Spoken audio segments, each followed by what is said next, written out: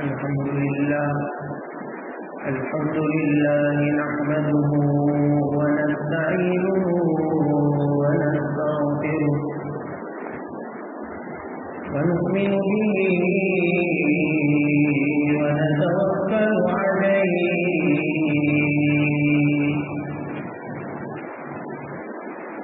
ونعوذ بالله من شرور أنفسنا ومن سيئات أعمالنا من يهده الله فلا مضل له ومن يضلله فلا هادي له ونشهد أن لا إله إلا الله وحده لا شريك له ونشهد أن سيدنا ونبينا ومولانا محمدا عبده ورسوله صلى الله تبارك وتعالى عليه وبارك وسلم تسليما كثيرا كثيرا أما بعد فقد قال الله تبارك وتعالى في كتابه العزيز فأعوذ بالله من الشيطان الرجيم بسم الله الرحمن الرحيم ولكل أمة جعلنا منسكا ليذكروا الله على ما رزقهم من بهيمة الأنعام وقال تعالى فصل لربك وانحر وقال تعالى لن ينال الله لحومها ولا دماؤها ولكن يناله التقوى منكم. وعن قتادة رضي الله تعالى عنه قال رسول الله صلى الله عليه وسلم صيام يوم عرفة إني أحتسب على الله أن يكفر السنة التي قبله والسنة التي بعده. وعن زيد بن أرقم رضي الله تعالى عنه قال أصحاب رسول الله صلى الله عليه وسلم يا رسول الله ما هذه الأضاحي؟ قال سنة أبيكم إبراهيم عليه الصلاة والسلام. قالوا فما لنا فيها يا رسول الله؟ قال لكل شعرة حسنة. قالوا والسوق يا رسول الله؟ قال بكل شعرة من السوق حسنة أو كما قال عليه الصلاة والتسليم. صدق الله العظيم وصدق رسوله النبي الكريم ونحن على ذلك لمن الشاهدين والشاكرين والحمد لله رب العالمين. بزرگان محترم ہم آپ जिस महीने से गुजर रहे हैं उस महीने का नाम है ज़िलहिज्जा और आज ज़िलहिज्जा की 7वीं तारीख है। ज़िलहिज्जा के शुरू के 10 दिन हैं वो निहायत बाबरकत हुआ करते हैं। हत्ता कि अकाबिर उलमा यहाँ तक फरमाते हैं कि रमज़ान से भी अहम ये 10 अय्याम, रमज़ान के महीने से भी अहम ये 10 अय्याम, लेकिन जमहूर उलमा फरमाते हैं कि नहीं, रमज़ान की फजीलत अपनी जगह, हाँ रमज़ान के बाद इबादत के लिए, अल्लाह की इताअत के लिए और अल्लाह के कुर्ब को हासिल करने के लिए और अल्लाह की रज़ा को पाने के लिए ये 10 दिन जितने कीमती है उतने रमज़ान के बाद कोई और अय्याम आपको इतनी कीमती नहीं मिल सकते। और उसमें भी अरफा का दिन यानी 9वीं ज़िलहिज्जा का दिन, तो कहा कि वो तो अफ़ज़ल अय्याम दुनिया के साल के जितने दिन हैं, साल के 365 दिनों में रमज़ान को निकाल कर अफ़ज़ल तरीन अगर कोई दिन होता है तो अरफा का दिन होता है, इबादत के लिए, इताअत के लिए, अल्लाह की फरमाबरदारी के लिए। मैं आपके सामने 3 बातें मुख्तसर अर्ज़ करूँगा। पहली बात तो अरफा के दिन के रोज़े के मुताबिक, दूसरी बात तकबीर तशरीक़ के मुताबिक और तीसरी बात कुर्बानी के तवज्जुह से आपके सामने मुख्तसर अर्ज़ करूँगा। पहली बात तो ये कि अरफा का दिन ये 9वीं ज़िलहिज्जा का दिन हुआ करता है। 8वीं ज़िलहिज्जा उसको अरबी जुबान में कहते हैं यौमुल तरबिया, 9वीं ज़िलहिज्जा को कहते हैं यौम अरफा, 10वीं ज़िलहिज्जा को कहते हैं यौमुल नहर, 11वीं ज़िलहिज्जा को कहते हैं यौमुल नफरिल अव्वल और 12वीं ज़िलहिज्जा को कहते हैं यौमुल नफरिल सानी। ये 5 दिन हज के दिन शुमार किए जाते हैं। 8 ज़िलहिज्जा, 9 ज़िलहिज्जा, 10 ज़िलहिज्जा, 11वीं ज़िलहिज्जा और 12वीं ज़िलहिज्जा, ये 5 दिन हज के दिन और निहायत बाबरकत, मुहतरम शान, अजीम शान और निहायत अहमियत के माने ये 5 दिन और उसमें से भी 3 दिन कुर्बानी के, 10वीं ज़िलहिज्जा, 11वीं ज़िलहिज्जा और 12वीं ज़िलहिज्जा। फिर उसमें अरफा का दिन वो तो निहायत ही बाबरकत है। इसीलिए हज़रात उलमा फरमाते हैं कि साल के 12 महीनों में मुहतरम महीने 4 हैं, जिसकी तफसीलात गुज़िश्ता जुमा में आपके सामने नकल कर चुका। 4 महीने ऐसे हैं जो निहायत बाबरकत है। ज़ुल्हिज्जा, शव्वाल के बाद शव्वाल शुमार नहीं होगा, ज़ुल्क़ादा, ज़ुल्हिज्जा, मुहर्रमुल हराम और रजबुल मुरज्जब, 3 महीने यके बाद बिगड़े आएंगे, एक के बाद एक।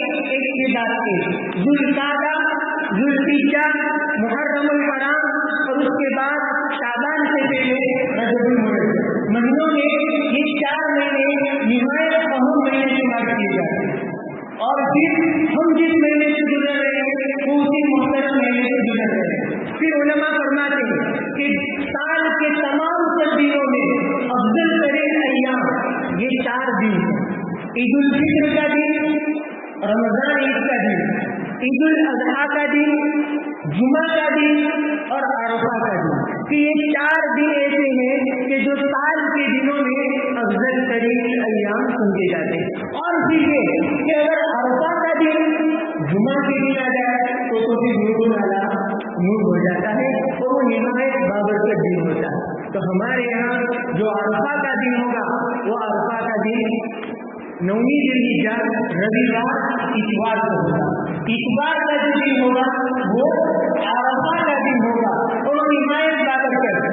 हज़रत अबू कतादा रज़ियल्लाहु तआला अन्हु बयान फरमाते हैं, नबी करीम सल्लल्लाहु अलैहि वसल्लम ने इरशाद फरमाया कि अरफा के दिन का रोजा रखना इतनी बड़ी फजीलत की चीज है कि हुज़ूर अकरम सल्लल्लाहु अलैहि वसल्लम फरमाते हैं इन्नी अहतसिबु अलल्लाह, कि मुझे अल्लाह की जात से कभी उम्मीद है कि जो कोई मोमिन बंदा अरफा के दिन का रोजा रखे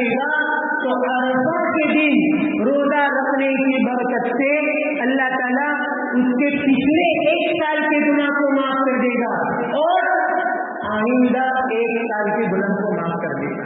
वो या उसके 2 साल के गुनाह माफ होते हैं। और ये जो गुनाह माफ होते हैं वो सगाई माफ होते हैं, सगाई माफ नहीं होते। आपने लोगों का कर्ज लगा रखा, हुकूकुल इबादत लगा रखे हैं, बहुत बड़े बड़े कांड कर रखे हैं, तो वो बगैर तौबा के माफ नहीं होंगे।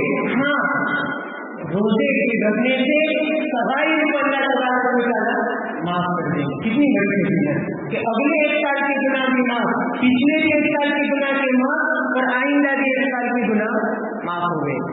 इसके उलमा ने एक नुक्ता लिखा है। नुक्ता ये लिखा है कि इस हदीस में ये आया कि आइंदा 1 साल के गुनाह माफ हो जाएंगे। अब किसको पता है कि 1 साल में और आप जिंदा रहेंगे कि नहीं? तो उलमा ने लिखा कि जिस किसी बंदे को अरफा के दिन रोजा रखने की तौफीक मिल गई तो अल्लाह की दात से उम्मीद है कि वो 1 साल तक जिंदा रहेगा। वह उसने अपनी 1 साल की जिंदगी का इंश्योरेंस और बीमा करवा लिया। 1 साल उसकी जिंदगी रहेगी, लेकिन तकदीर ये बदला नहीं करती। अल्लाह ताला ने जो लिखा है वही होकर रहेगा। हो सकता है कि उम्र में बरकत हो जाए, आपकी उम्र के अंदर अल्लाह ताला क्या दे दे? बरकत दे दे कि एक काम आप 20 साल में कर सकते थे, अल्लाह तबारक व तआला आपकी जिंदगी में इतनी बरकत डाल दे कि वो 20 साल का काम 1 साल में हो जाए। उसको कहते हैं बरकत। लेकिन अजीजों, अगर मौत आ भी गई आइंदा साल, तो अल्लाह की बात से उम्मीद है कि जिस आदमी ने अरफा का दिन का रोजा रखा होगा उसके बाद अगर उसकी मौत आई तो जरूर ईमान के साथ उसकी मौत आएगी। उसकी मौत मग़फ़िरत के साथ आएगी, उसकी मौत अल्लाह के कुर्ब के साथ आएगी, उसकी मौत अल्लाह की रजामंदी के साथ आएगी। इस हाल में दुनिया से जाएगा कि उसका परवरदिगार उससे राजी हो जाएगा और उसे मग़फ़िरत का फरमाना दे दिया जाएगा, उसे रहमत का फरमाना दे दिया जाएगा। इसलिए ये कोई अरफा का दिन मामूली दिन नहीं है, मुस्तकिल इबादत का दिन, मुस्तकिल इबादत का दिन। 4 बड़े बड़े उलुल अज़्म पैगंबर, 4 बड़े बड़े उलुल अज़्म पैगंबर हजरत आदम अलैहिस्सलातु वस्सलाम, हजरत मूसा अलैहिस्सलातु वस्सलाम, हजरत इब्राहीम अलैहिस्सलातु वस्सलाम और मेरे और आपके नबी जनाब ताजदार मदनी मोहम्मद अरबी सल्लल्लाहु अलैहि वसल्लम, इन 4 बड़े बड़े उलुल अज़्म पैगंबरों पर अल्लाह तबारक व तआला की तरफ से 4 बड़े बड़े इनामात मंजूर हुआ। हजरत आदम अलैहिस्सलाम कि उनकी जो तौबा कबूल हुई, मुहर्रिखीन और तारीख निगारों ने लिखा है कि उनकी जो दुआ कबूल हुई वो अरफा के दिन कबूल हुई। हजरत मूसा अलैहिस्सलाम अपने परवरदिगार के हुजूर हम कलाम के लिए गए, किस दिन? मुहर्रिखीन ने लिखा कि वो अरफा का दिन था। हजरत इब्राहीम अलैहिस्सलाम जब अपने बेटे हजरत इस्माइल को ज़बह कर रहे थे, उस वक्त हजरत जिब्रील अलैहिस्सलाम बहुक्म इलाही जो मेंढा और जो दुम्बा लेकर आए थे, वो जो दुम्बा आया था अरफा के दिन ही आया था, वो अरफा के दिन। और इस्लाम ईमान जो तमाम तर नेमतों में मुहतरम इस्लाम और अहम नेमत है, तो इस्लाम की जो तकमील हुई, ईमान की जो तकमील हुई, वो ईमान की तकमील भी अरफा के दिन। अल-यौम अकमलतु लकुम दीनकुम व अतममतु अलैकुम निअमती व रज़ीतु लकुमुल इस्लाम दीना। कुरान करीम की आयत के नुज़ूल के बाद अल्लाह ताला ने ऐलान कर दिया अपने नबी की जुबानी कि जिन अहकामात की जरूरत थी, जिन जिन चीजों की इंसान को अपनी जिंदगी शरीयत और सुन्नत के मुताबिक गुजारने की जरूरत थी, उन सारी चीजों को आज हमने मुकम्मल कर दिया। तो गोया अरफा का दिन ये इस्लाम की तकमील का दिन, ये ईमान की तकमील का दिन, ईमान के तकाज़ों के नुज़ूल की तकमील का दिन। इसलिए अरफा के दिन मुस्तकिल इबादत का माहौल बनाया जाए, अल्लाह की इताअत की जाए और उस दिन का रोजा भी रखा जाए। और भी तफसीलात, लेकिन इसी पर मैं अपने इस टॉपिक को और इस गुफ्तगू को मैं खत्म करता हूँ। उसके बाद दूसरी चीज जो आपके सामने अर्ज करनी है वो यौमुन नहर का दिन, कुर्बानी का दिन, 10वीं जिलहिज्जा। कुर्बानी ये बहुत बड़ी इबादत है। قربانی یہ کوئی ایسی عبادت نہیں ہے کہ صرف اور صرف امت محمدیہ پر ہی اس کو واجب کیا گیا ہو یا امت محمدیہ کے خصائص میں نہیں، بلکہ قرآن کریم خود کہتا وَلِكُلِّ أُمَّةٍ جَعَلْنَا مَنسَكًا لِيَذْكُرُوا اسْمَ اللَّهِ، ہم نے ہر امت کے لیے قربانی کو مقرر کر رکھا ہے۔ اگرچہ منصب کے معنی میں مفسرین کا اصطلاح حضرت مفتی محمد شفیع عثمانی رضی اللہ عنہ نے لکھا کہ لفظ منصب یہ حج کے اعمال کے لیے بھی آتا ہے، افعال حج کے لیے بھی اس کا استعمال ہوتا ہے منصب کا، اور لفظ منصب یہ عام عبادات کے لیے اس کا استعمال ہوتا ہے، اور لفظ منصب کو قربانی کے لیے بھی استعمال کیا جاتا ہے۔ تو اس آیت میں عام طور پر مفسرین نے تینوں معنی کو مقرر کر رکھا، تینوں چیزوں کو مراد ہے کہ اللہ تعالیٰ نے ہر امت کے لیے قربانی کو، ہر امت کے لیے حج کو، اور ہر امت کے لیے کچھ نہ کچھ عبادات کو اللہ تبارک و تعالیٰ نے مقرر کر رکھا۔ اس لیے یہ قربانی کوئی نئی چیز نہیں، ہاں زمانے جاہلیت کے اندر بھی لوگ قربانی کیا کرتے، لیکن وہاں لوگ قربانی اللہ کے نام کی بجائے اپنے بتوں کے نام پر قربانی کرتے، اس لیے قرآن کریم نے فوراً روکا کہ آپ نماز کس لیے پڑھتے ہیں تو اللہ کے لیے، اسی طرح نماز عبادت، قربانی عبادت، جب نماز اللہ کے لیے ہو تو قربانی یہ بھی اللہ کے لیے ہونی چاہیے، صرف اور صرف اللہ کو راضی کرنے کے لیے۔ فصل یہ کہ آپ قربانی کیجیے، لوگوں کو دکھلانے کے لیے نہیں، فیمس ہونے کے لیے نہیں، لوگوں کو بتلانے کے لیے نہیں، غیر اللہ کے نام پر نہیں، بتوں کے نام پر نہیں، اور اپنے باپوؤں کے نام پر نہیں، اور مرنے والا آدمی مر جاتا ہے تو زمانے جاہلیت میں لوگ قبروں کے اندر سوئے ہوئے بزرگوں کے نام پر بھی قربانی کرتے اور ان کے نام سے قربانی کے جانور کو ذبح کرتے۔ قرآن نے زمانے جاہلیت کے جتنے بھی برے عقائد تھے تمام اتر عقائد کی تردید کر دی کہ قربانی ہو تو صرف اللہ سے۔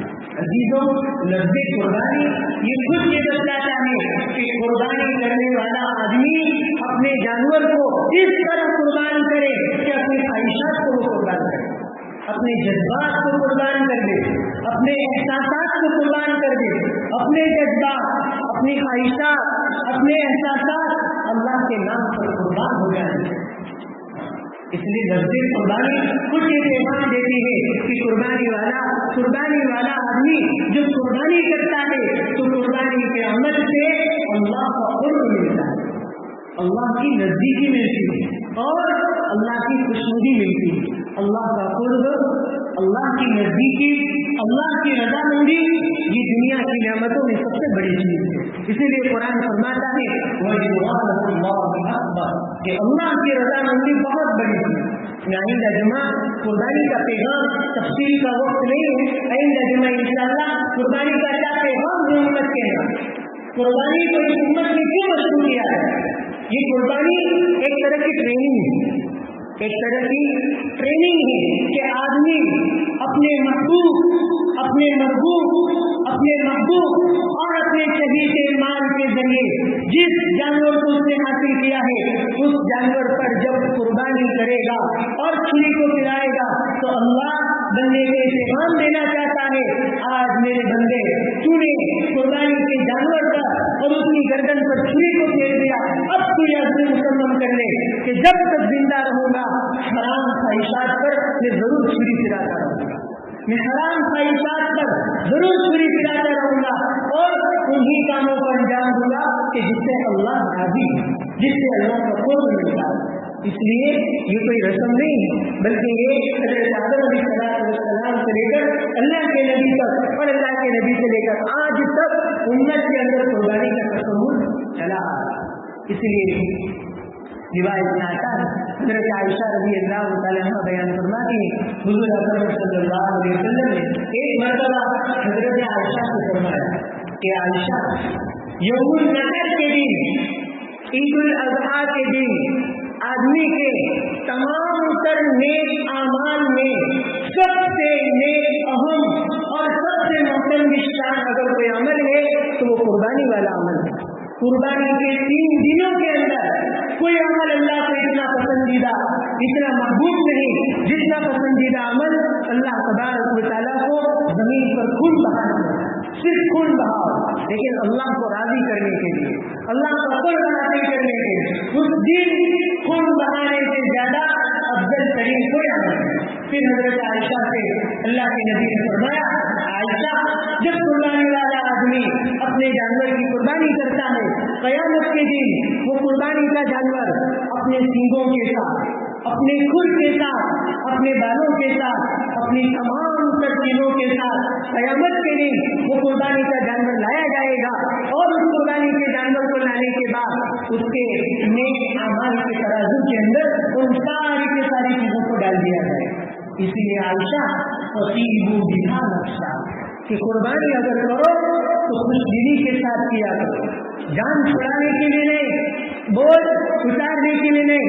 اس لیے روایت میں آتا ہے من ضحى محتسبا لأضحیتی کہ جس کسی آدمی نے قربانی کے جانور کو ذبح کیا اس شرط کے ساتھ کہ جب وہ اپنی قربانی کے جانور پر جب چھری پھرا رہا ہے، اور چھری پھرانے سے پہلے جب قربانی کے جانور کو وہ خرید رہا تھا، اس وقت اس کی نیت صرف اللہ کے ثواب کو حاصل کرنے کی ہونی چاہیے، احتساب کی نیت کے ساتھ۔ اور پھر روایت میں یہ بھی آتا ہے کہ وہ جو قربانی ہو وہ خوش دلی کے ساتھ، دو شرطیں اللہ کے نبی نے لگائے۔ پہلی شرط قربانی کی جائے خوش دلی کے ساتھ، قربانی کی جائے احتساب کے ساتھ، ثواب کی امید رکھتے ہوئے، ثواب کی نیت رکھتے ہوئے، کانت لہو حجابا من النار، کل کو قیامت کے دن یہ قربانی کا جانور اس کے اور جہنم کے درمیان حائل ہو جائے گا۔ جب اس کو جہنم میں ڈالا جائے گا وہ قربانی کا جانور اس کے اور جہنم کے بیچ آ جائے گا اور اس کو جہنم میں جانے نہ دے گا۔ لیکن عزیزوں دو شرطیں ہیں۔ آج کل لوگ 1500-1200 کے اندر رشتہ لکھوا کر بھی جان چھڑاتے ہیں، اور کچھ لوگ تو پروفیشنل بن گئے ہیں، اپنے آپ کو انجینئر کہنے والے، اپنے آپ کو ڈاکٹر کہنے والے، ہمارا مکان تو پروفیشنل اور ہم تو پروفیشنل زندگی گزارنے والے ہیں۔ گھر کے اندر کہاں قربانی کا جانور ذبح کریں گے؟ گھر کے اندر وہیں پر خون بھی بنے گا اور وہیں پر پورا دل بھی گندا ہوگا۔ یہ لوگوں کا ذہن بن چکا ہے۔ یہ جو ذہن جو بنا ہے یہ مغرب کی گیم ہے، یہ مال و دولت کی ہوس۔ انسان میں جب یہ ہوس گھر کر جاتی ہے تو اسے اعمال کی نعمتیں سمجھ میں آتی نہیں۔ لیکن اللہ کے نبی صلی اللہ علیہ وسلم نے کیا کیا اس کے فضائل بیان فرمائے۔ اس لیے 1500 میں، 2000 میں، 3000 میں بھی رشتہ لکھوا کر جان نہ چھوڑا ہے۔ اگر اللہ تعالیٰ نے استطاعت دی ہے، اگر اللہ نے آپ کو مال و دولت سے نوازا ہے، اگر اللہ نے آپ کو طاقت دی ہے، عمدہ سے عمدہ، فردا سے فردا، بہتر سے بہتر قربانی کے جانور کو خریدا جائے اور اللہ کے نام پر اس کو قربان کیا جائے اور اس کے ضرور ثمرات ملیں گے۔ اگر آپ نے قربانی کا جانور اللہ کو راضی کرنے کے لیے 40,000، 50,000، 30,000 روپئے اگر آپ نے خرچ کیے تو اللہ اس کا 10 گنا نہیں بلکہ اللہ کی ذات سے امید ہے کہ 700 گنا اللہ اس کا عطا فرمائے گا۔ اللہ اس کا کتنا عطا فرمائے گا؟ 700 گنا۔ 40,000 کا 700 گنا کتنا ہوگا؟ اللہ اتنا آپ کو عطا فرمائے گا۔ لیکن عام طور پر آج کل ہم دیکھتے ہیں لوگوں کو کہ عام طور پر جب لوگ قربانی کرتے ہیں تو قربانی سے پہلے ان کی نیت صحیح نہیں، صحیح کہتا۔ حقیقت میں جب آپ قربانی کا جانور خریدو تو خریدنے سے پہلے اپنی نیت کو بتاؤ کہ آپ اللہ کے راستے میں پیسہ خرچ کرتے ہیں۔ آپ 40,000، 50,000، 60,000، 30,000 کا جانور خریدتے ہیں، آپ کے دل میں کیا نیت ہے؟ نماز سے پہلے نیت کرتے ہیں، روزہ رکھنے سے پہلے نیت کرتے ہیں، حج میں جانے سے پہلے نیت کرتے ہیں، لیکن عمومی طور پر آج امت کا حال یہ ہو چکا ہے کہ قربانی کے جانور کو خریدنے سے پہلے اور قربانی کے جانور کو ذبح کرنے سے پہلے نیت کا استحضار نہیں ہوتا، اور جب نیت کا استحضار نہیں ہوگا تو حقیقی معنی میں قربانی کے جو فوائد، جو ثمرات، جو نتائج برآمد ہونے چاہیے، جو نتائج ملنے چاہیے وہ خاطر کا آپ کو ملیں گے۔ ہاں آپ کی قربانی ہو جائے لیکن اس وقت ایک جذبہ اللہ کے قرب کو حاصل کرنے کا، اللہ کی رضا کو حاصل کرنے کا کہ آج کے دن سب سے بڑی عبادت اللہ کو راضی کرنے سے. یہ عجیب فلسفہ ہے, عجیب فلسفہ. لوگوں نے اپنے اعتبار سے بھی اس پر اشکالات کیے کہ یہ کیسا مذہب ہے کہ خون بہانے کی تعلیم دیتا ہے. لیکن عزیزوں, یہ ایسا عظیم فلسفہ ہے کہ اس کو اگر سمجھنے جاتے ہیں تو سمجھ کی ابتدا وہاں سے ہوتی ہے جہاں سے عقل کی انتہا ہوتی ہے. جہاں ہماری عقل کی انتہا ہوتی ہے وہیں سے اللہ کی حکمت کی ابتدا ہوتی ہے اور اللہ کے حکم کی ابتدا ہوتی ہے. لیکن آج کل پھر یہ بھی معمول ہو چکا کہ عید کی رات پر لوگ قربانی کے جانور کو خریدتے ہیں. حالانکہ قربانی کے جانور کو چارہ کھلانا یہ بھی عبادت ہے, اس کو پالنا یہ بھی عبادت ہے. ارے وہ جو گوبر نکالتا ہے, اس گوبر کا بھی ایک روایت کے مطابق کل کو قیامت کے دن نامہ اعمال میں اس کا بھی وزن کیا جائے. سوچیے کتنی بڑی عبادت کی تھی.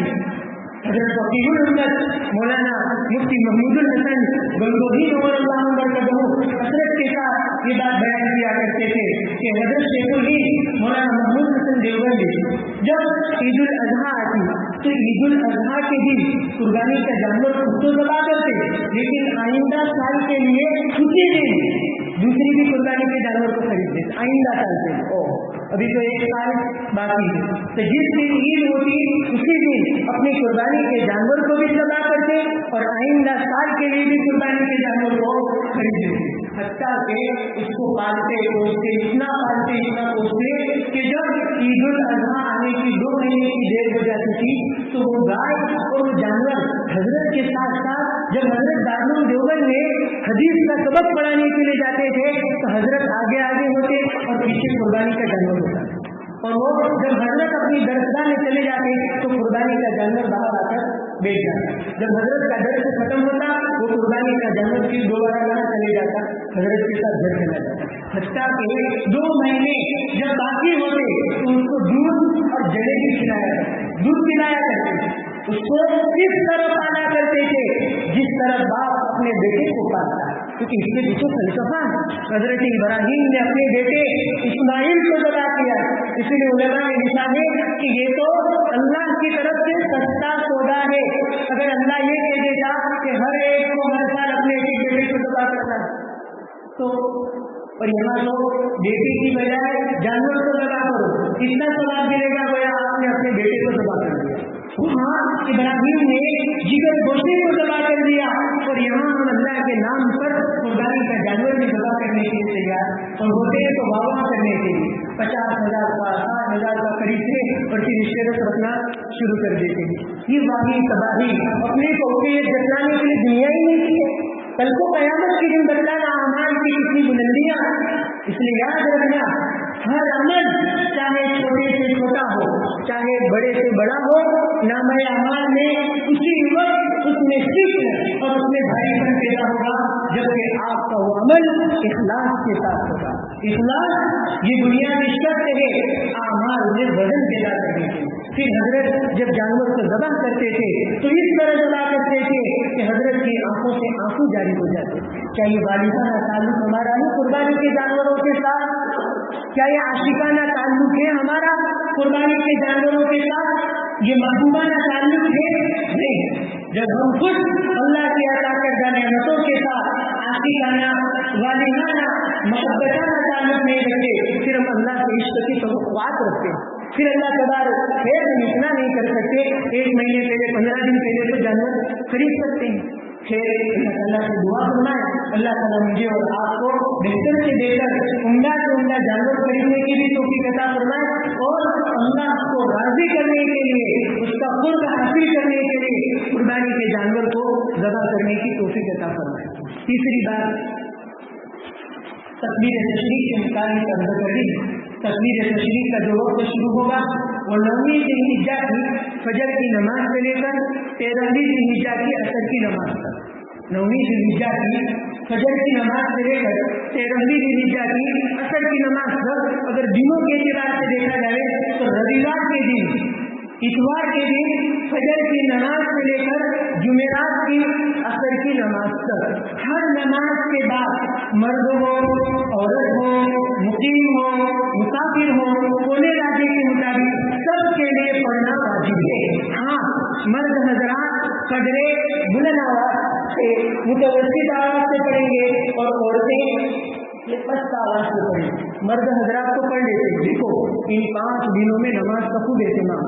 کوئی بھی تکبیر تشریف آپ کی چھوٹے، جیسے نماز ختم ہو دوسرا سلام مل جائے فوراً سب بلند آواز سے کہنے چاہیے اللہ اکبر لا الہ الا اللہ واللہ اکبر اللہ اکبر وللہ الحمد. اور عورتیں یہ پست آواز سے کہیں. مطلب عورتوں میں ہوتی عام طور پر عورتیں اس کا اہتمام کرتی.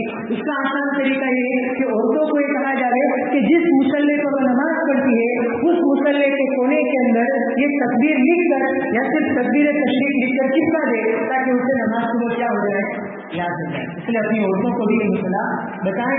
اللہ تعالیٰ سے دعا فرمائے اللہ تعالیٰ یہ کہی جانے والی باتوں پر عمل کرنے کی توفیق عطا فرمائے. اور ویسے ہی تکبیر تشریف کا ایک فلسفہ ہے کہ تکبیر تشریف کو کیسے لازم کیا گیا. آپ جانتے ہیں حضرت ابراہیم علیہ السلام جب حضرت اسماعیل علیہ السلام کو ذبح کر رہے تھے تو حضرت جبرائیل دمبا لے کر آئے. دیکھا کہ کہیں یہ چھری میں گھما دے اس لیے اوپر سے کہا اللہ اکبر اللہ اکبر. جب حضرت ابراہیم نے دیکھا کہ جبرائیل کو دمبا لے کر آئے ہیں تو انہوں نے فرمایا لا الہ الا اللہ واللہ اکبر. پھر اس کے جواب میں حضرت اسماعیل نے دیکھا کہ جبرائیل بھی آ گئے ہیں دمبا بھی آ گیا ہے تو پھر اس کے بعد انہوں نے دوسرے 2 کلمے کہے. اس طرح پورا کلمہ ہو گیا اللہ اکبر لا الہ الا اللہ واللہ اکبر اللہ اکبر وللہ الحمد. اس لیے یہ جبرائیل ابراہیم اور اسماعیل ان تینوں جلیل القدر حضرات کے جملے ہیں. اس لیے یہ کوئی معمولی جملے نہایت بابرکت جملے ہیں. اللہ تعالیٰ ان باتوں پر عمل کرنے کی توفیق عطا فرمائے. 3 اعلان ہیں. ایک اعلان تو یہ ہے کہ مدد سے فیض القرآن کی طرف سے بھی قربانی کے کمروں کو جمع کرنے کا انتظام کیا گیا ہے. ان کا جو انتظام ہے وہ جامع مسجد کے پاس ہے وہیں پر ان کی قربانی کے جانوروں کے کمروں کو جمع کیا جائے گا. دوسرا اعلان دارالحسنیہ کی طرف سے بھی ہے. وہاں ایک حصے کی قیمت 4000 روپے رکھی گئی ہے اور اگر آپ پورا جانور بیچتے ہیں تو الگ سے 1800 روپیہ آپ کو مزدوری دینی پڑے گی. اور دارالعلوم کا سالانہ خرچ 2 کروڑ 65 لاکھ ہے. تو وہ دارالعلوم کی بھی امداد کی جائے کہ اپنی قربانی کے جانور کے چمڑے کو وہاں بھی بھیجا جائے. تیسرا اعلان یہ ہے کہ ہماری جو مسجد ہے یہ پہلے اس کے 2 حصے قدیم حصہ تھا. پہلے آج جو سہن ہے وہاں یہ پرانی مسجد تھی. پھر اس کو شہید کر کے آگے کا حصہ بڑھایا گیا اور مستقل اس کی نئی تعمیر کی گئی.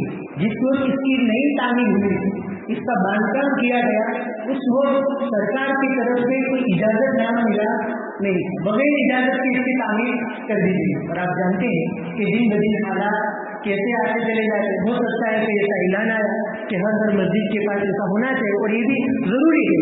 تو گویا اب اگر اجازت نامہ لیتے ہیں تو تقریباً 1,25,000 روپے سرکار کو دینے کے آتے ہیں. 1,25,000. اس لیے محلے کے تمام تر مسلیان سے درخواست ہے کہ متولیان حضرات آپ کے پاس آئیں گے. جو مسجد کے ٹرسٹ حضرات وہ آپ کے پاس آئیں گے تو آپ ان کا دل کھول کر تعاون فرمائیں. یاد رکھیں آپ کا 1 روپیہ اللہ کے وہاں بہت قیمتی ہے.